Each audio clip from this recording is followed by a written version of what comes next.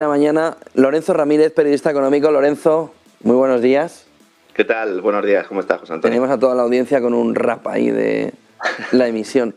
Hip Hop Business. Hip hop de negocio. Igual grabas ahora, ¿no? Con Bizarrap. Podemos Sí, era un poco Bizarrap, la verdad. Casa Blanca y FEDIC, ¿no? Lorenzo, evitaron, pero durante la caída o la quiebra o el desastre alrededor de Silicon Valley Bank, que sobre todo se vio un movimiento durante la tarde del domingo en el que decían: enseguida decimos cuáles son las ofertas para la compra de Silicon Valley Bank, y aquello jamás llegó. ¿Qué es lo que ha sucedido alrededor? Porque también pasó ayer en el caso de Credit Suisse, cuando UBS y Safra parecían interesarse por la compra de Credit Suisse, de su competidor. ¿Qué pasó con Silicon Valley Bank? Seguramente te recordó un poco, ¿no?, al caso Popular. La diferencia es que tanto cuando se produjo ese rescate del Popular, que tardó aproximadamente una semana, el Fondo de Reestructuración Ordenada Bancaria, el FROB, estuvo una semana prácticamente, aunque nos dijeron que fueron 2 días, pero estuvo una semana buscando comprador. Sabíamos que había determinadas ofertas, al final se lo quedó el Santander. En el caso de Credit Suisse, como bien dices, pues UBS se había ofrecido, entre comillas, aunque sus acciones también estaban cayendo a plomo. Pero en el caso de Estados Unidos, la gran diferencia es que no se sabe, ¿no? Fíjate, hace 24 horas, reunión del Ecofin, sale Nadia Calviño y dice que la quiebra de Silicon Valley Bank es un acontecimiento único, idiosincrático, dijo ella también, ¿no? En un argumentario que le debieron pasar, ¿no? Porque además es una mala traducción de una palabra en inglés, y nos decía que los bancos europeos iban sobrados de liquidez. Evidentemente esto no es así. A mí me maravilla el concepto de liquidez preventiva que se han sacado de la manga para intentar defender el rescate de Credit Suisse, diciendo, bueno, no hay problema de liquidez, pero bueno, por si lo hay, le voy a dar 50.000 milloncejos a ver qué pueden hacer con ellos, ¿no? Es pervertir el lenguaje para no asumir esa realidad, que el sistema financiero mundial es un gran fraude, pero no hoy, es un gran fraude desde 1913, desde que se crea la Reserva Federal en la isla de Jekyll, y especialmente desde que Nixon abandona el patrón oro. Hay una manipulación monetaria basada en el sistema del falso dinero, que es dinero-deuda, que solo puede acabar en crisis financieras recurrentes como la actual. Por lo tanto, cuando hace unos meses aquí yo insistía mucho en que la crisis financiera iba a llegar, no es porque tuviera ninguna bola de cristal, sino simplemente porque es que es así, es que se cumple así, ¿no? Ahora mismo el Banco Central Europeo está preguntando a todas las entidades, a través de sus diferentes apéndices, en España a través del Banco de España, para saber qué exposición tienen todos a Credit Suisse. Y el primero que no se cree que se haya producido un rescate completo de Credit Suisse es el Banco Central Europeo. Esto hay que tenerlo muy claro. Entonces ahora mismo está haciendo un sondeo y está preguntando a ver qué exposición tiene cada uno de Credit Suisse. Credit Suisse tiene un problema fundamental, que es el tema de los derivados, igual que en el caso de Deutsche Bank. No se sabe realmente cuánta exposición puede tener. Ni siquiera Credit Suisse cuánta exposición puede tener el mismo a determinados productos financieros. Están sentados sobre una montaña de derivados y es el mayor riesgo que hay en este momento. Ningún banco tiene liquidez suficiente para soportar una pérdida de confianza. Ninguno en el mundo. Y los bancos centrales fueron creados precisamente para dar la liquidez necesaria, para evitar la quiebra, siempre que los activos de ese banco tengan un valor determinado, aunque no sean lo suficientemente líquidos para venderlos. Esa es un poco la clave. Pero es que en esta crisis el problema no es que esos activos, esa deuda pública y privada, no sea líquida. Hay compradores para ellos, sino que el valor al que se venden es inferior al que tienen anotados en los libros, lo cual genera un agujero que debe ser cubierto con nuevo capital. Ahí sí que hay problemas, porque nadie quiere meter capital en los bancos, a pesar de que los burócratas y los analistas económicos nos llevan meses diciendo que el sector bancario está muy fuerte por la subida de tipos y que hay que invertir en él. No, señores.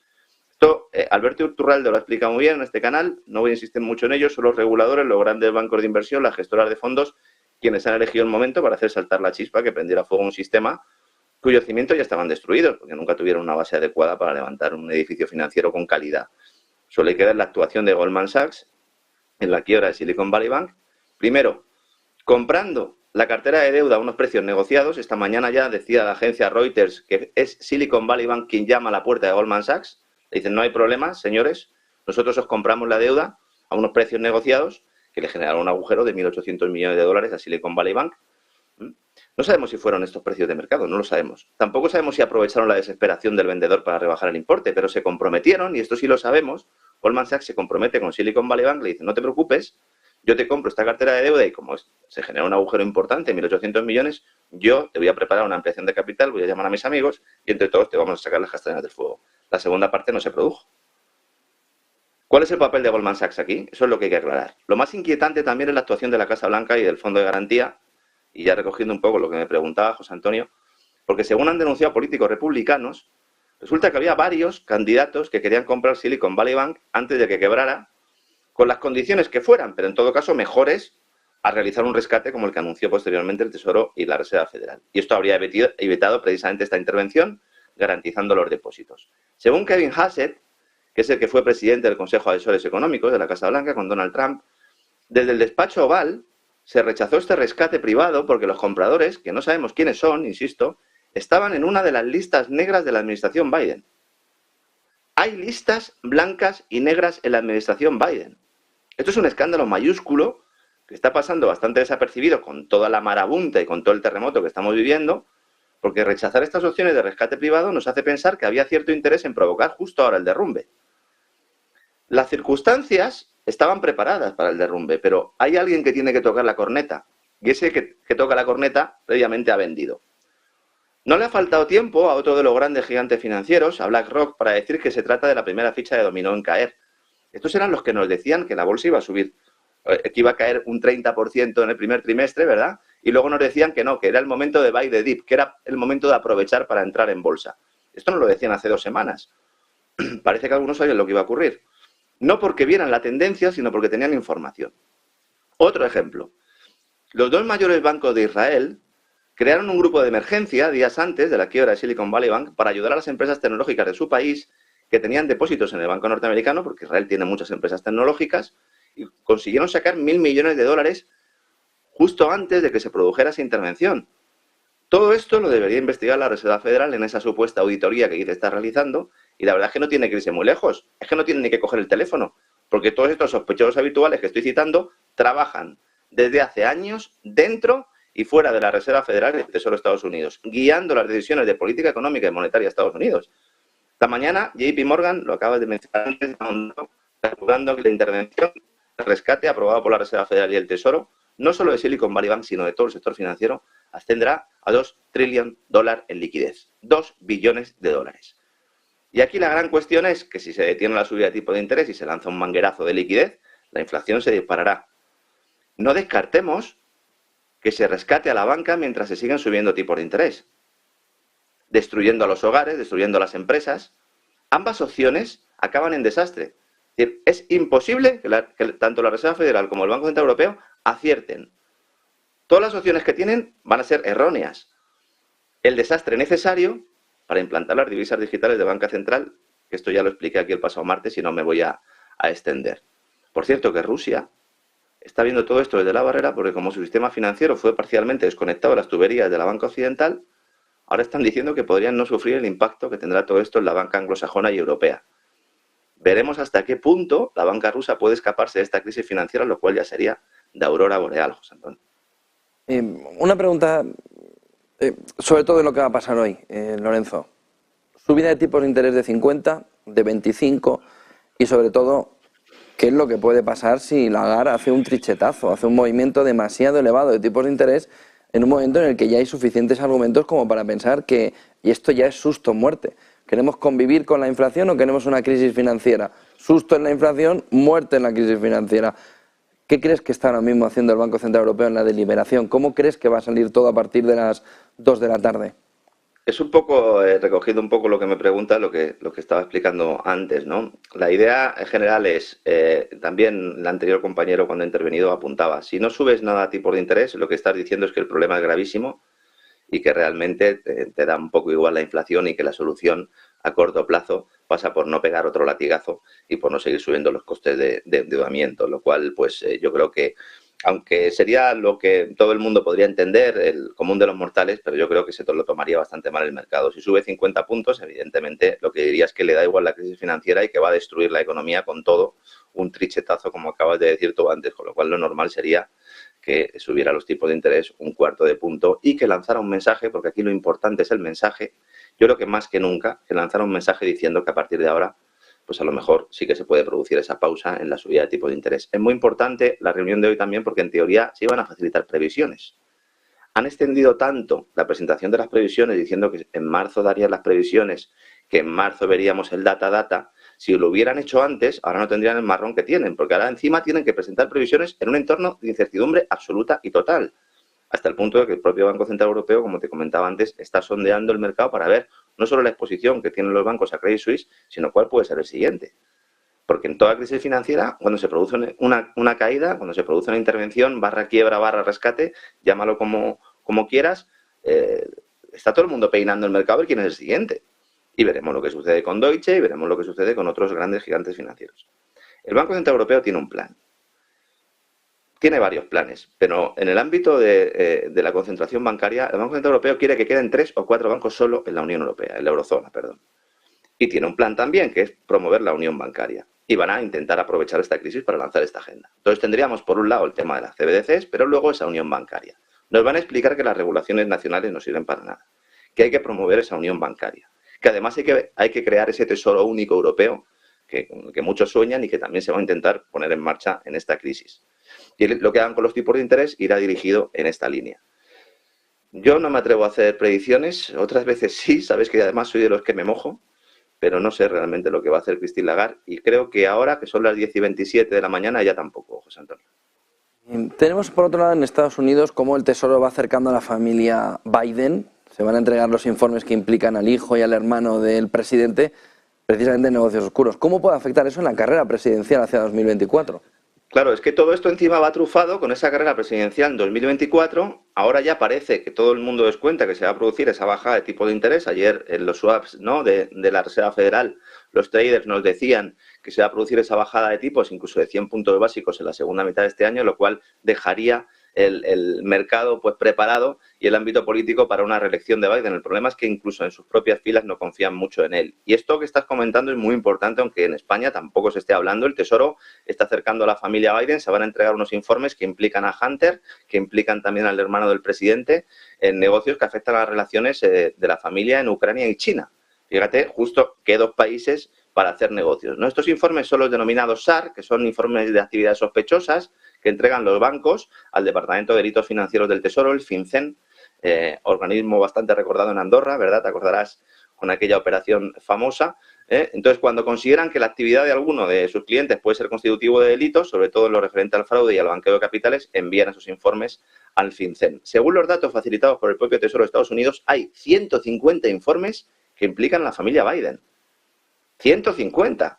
En concreto a Hunter y el hermano del presidente, a James. Y esta documentación se va a entregar porque lo ha pedido el Congreso, en una petición, una comisión impulsada por los republicanos, pero que algunos demócratas no ven con malos ojos. Y esto es lo que no se le está contando a la gente. Porque hay muchos demócratas que no quieren que Biden siga en el cargo, conscientes de que va a ser difícil que ganen las próximas elecciones, bueno, si no hay pucherazo, además de los evidentes problemas cognitivos que tiene el propio Biden y que ha motivado un debate en la opinión pública sobre la capacidad de este hombre para tener el cargo que tiene. Entonces, los informes a los que estoy haciendo referencia no se iban a entregar porque el Tesoro dijo el pasado enero que podían afectar a la seguridad nacional, algo que es aún más grave.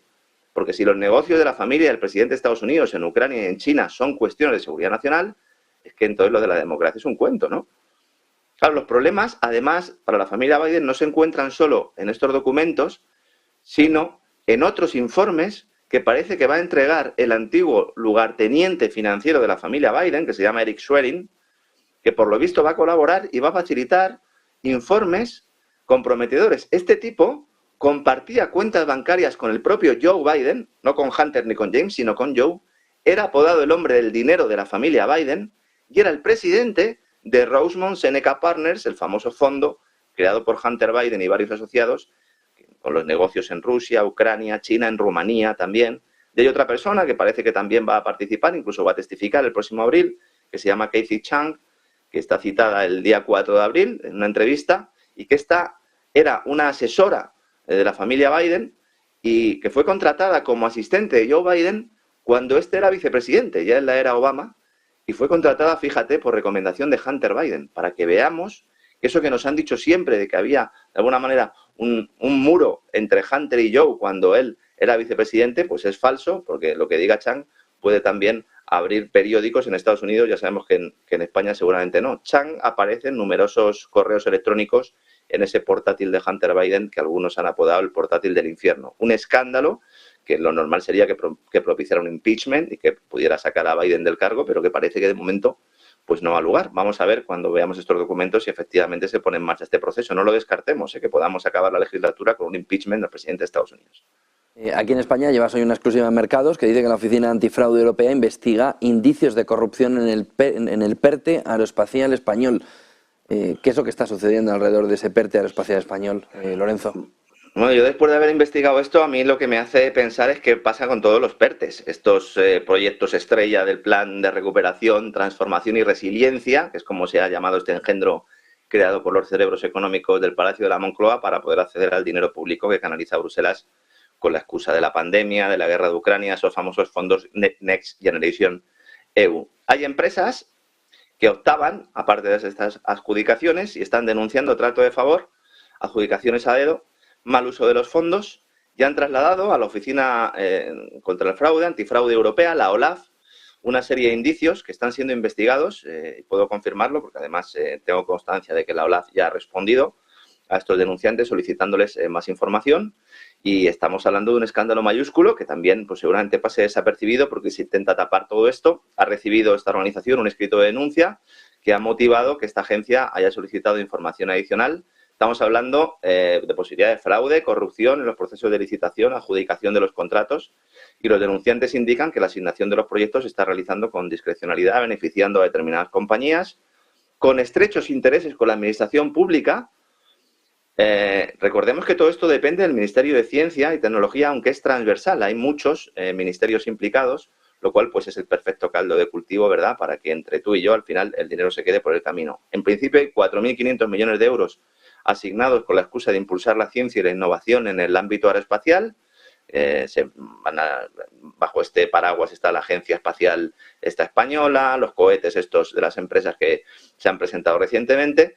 Esto de PERTE es el acrónimo de Proyectos Estratégicos para la Recuperación y Transformación Económica, con los que oficialmente pues, el Gobierno pretende modernizar el tejido productivo español, pero ya estamos viendo cómo podría, por lo menos hay indicios de que podría estar beneficiando a algunas personas, que además en el escrito enviado a la OLAF manifiestan que esto tiene mucha relación con esa modificación del delito de malversación, con esa reforma en el Código Penal que rebaja la condena y que se ha producido justo cuando se han presentado estos proyectos. Entonces, los directivos de las empresas denunciantes dicen que es de dominio público en todos los sectores empresariales que esta modificación del delito de malversación se ha diseñado para evitar litigios derivados de la gestión de los fondos de recuperación europeos.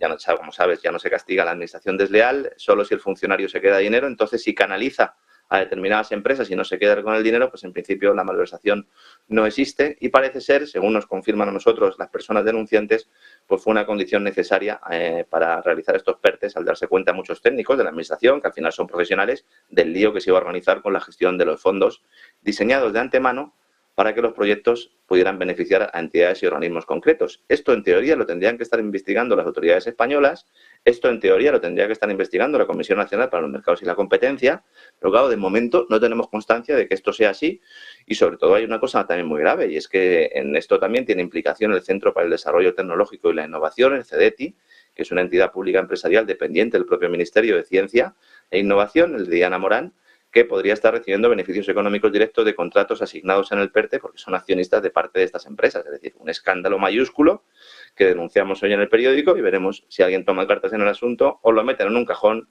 y para adelante, José Antonio, porque como la cosa está muy mala, como los tipos están complicados y como hay crisis financiera, pues servirá para tapar todo lo que se pueda tapar, como sucede siempre. Aquí el presidente, aquí en España, te diría, Lorenzo, ¿de quién depende competencia? ¿De quién depende? ¿De quién depende? ¿No? ¿De quién depende? Si supiera la gente. Se resolvería rápido.